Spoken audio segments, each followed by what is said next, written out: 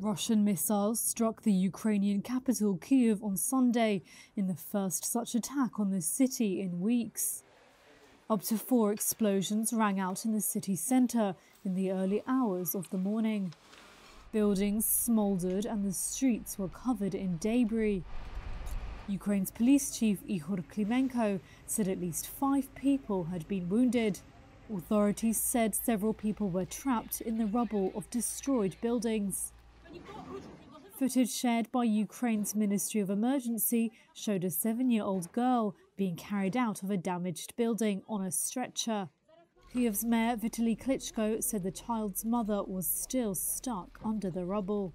We listen the voices under the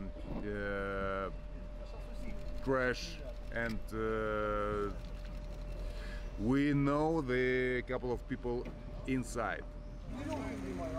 The renewed strikes on Kyiv come as world leaders from G7 countries gather in Europe to discuss further sanctions against Moscow.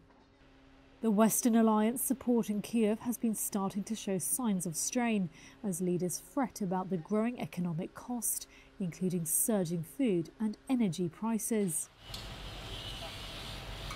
Life had been returning to normal in Kyiv after fierce resistance held off Russian advances in the early phase of the war.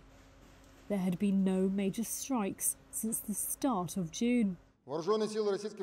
Russia's defense ministry said on Sunday that it had hit training centers in the Ukrainian regions of Chernihiv, Zhytomyr and Lviv, an apparent reference to strikes reported by Ukraine on Saturday.